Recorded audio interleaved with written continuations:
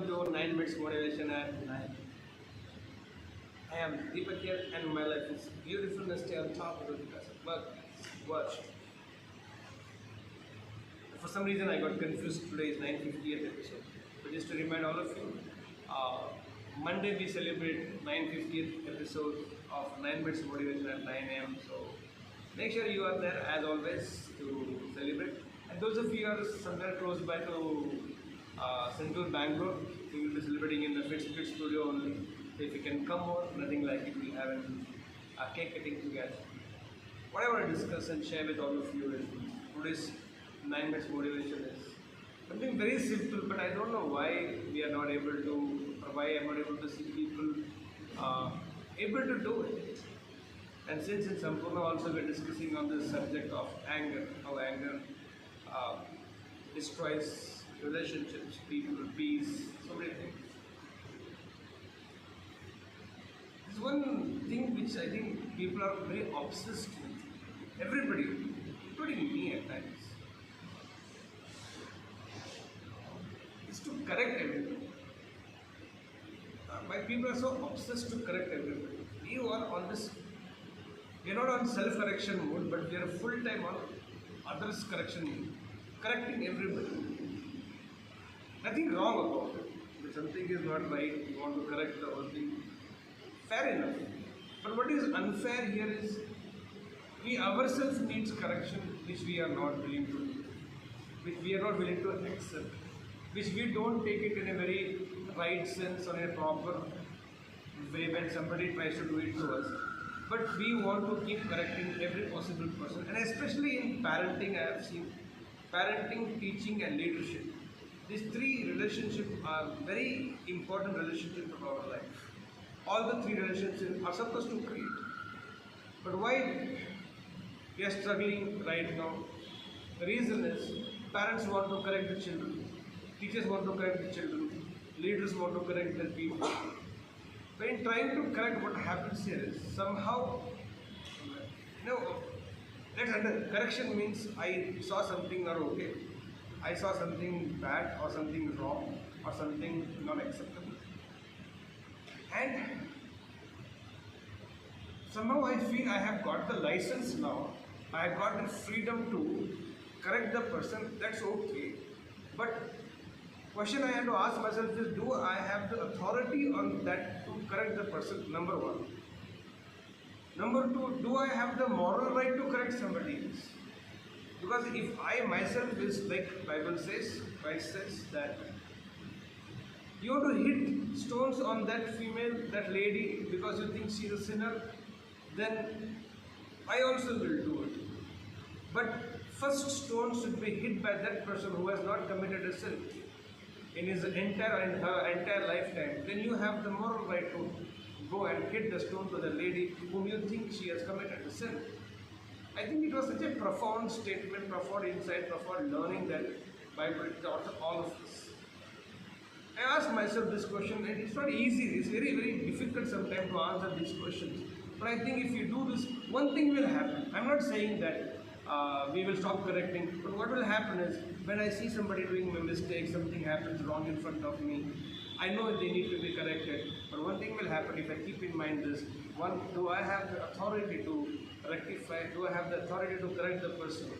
If I don't have the authority, just because, for example, somebody is not driving properly on the road, if I go and tell the person lessons on driving, he won't listen to me because I am not an authorized person to try clarify to him or correct him. A traffic constable, a traffic policeman, when he or she holds them, finds them, catches them, they can do it because they have the authority to do that. I think it puts things in proper perspective. I might get upset, I might feel a little disappointed, annoyed by the way people are driving on the road, but I think I will not spoil my peace of mind and the other person's peace of mind because I ask myself this question: do I have the authority on that to correct the person? Number two, even if I have the authority, do I have the moral right to correct the person? Because if I have been wrong in my life, if I had done a lot of wrong things in my life, mistakes in my life, I think I don't have the moral right to correct. And this lesson can be practiced by all the parents, all the teachers, all the leaders. it would be what to say that anyway all of us have done some mistake in life, so we will not have the moral right. You will have the moral right because he or she is a child of yours or student of yours or a subject of yours in life. But what will happen is you will be at least respectful. We all will become little respectful in correcting people. In trying to correct the people, I think we become so disrespectful. We shout at them, we scold them, we become very indifferent, we become very insensitive, we just get carried away with because we have caught the other person the wrong foot. So then we think we are an holier than thou feeling comes, and I think people end up speaking in a language, in a tone which I think is not able to digest by the person who has, just because the other person you have caught him on a wrong foot or done a mistake, they're already feeling bad or repenting or feeling guilty. On top of it, when you try to correct them, they also become disrespectful. I think if you have these two things in your mind, asking yourself, do I have the authority and do I have the moral right? The least can happen good for you and the other is you will try to correct the person, but at least you will maintain the respect, knowing very well at some time of life you were wrong, at some time of life you also will become or do something wrong in life. Keeping in that mind, with that awareness, the least can happen is a lot of humbleness and humility. You correct the other person or you try to rectify the other person, which I think makes a lot of sense in human behavior. I'm not saying I'm not corrected people. I realized this. Initially, I had been very harsh to people, and not that I don't become now harsh, but I think the ratio is very minimal. Out of 100 times, maybe 2 or 3 times I have to use my loud tone. Otherwise, with a lot of love and a lot of care and a lot of respect, I correct my students, correct my subjects whom I am leading, correct my son if it has to be required. But there is, because I know back of the mind, I have been wrong in my life. I will be my end doing something wrong. To err is human, it's a human tendency, will happen. But because of this, the least I have, or the best I have done in my life in last few years is this.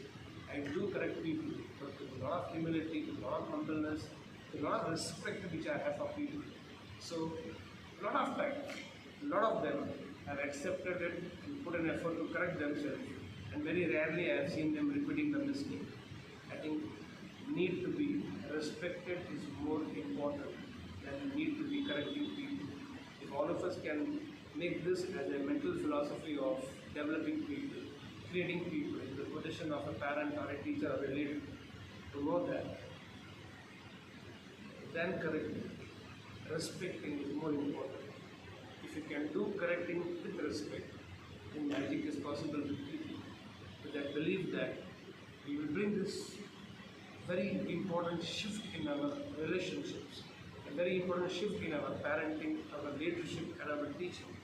I think we can create a very beautiful, happy, harmonious world around us. The need to be respected is more than the need to be corrected.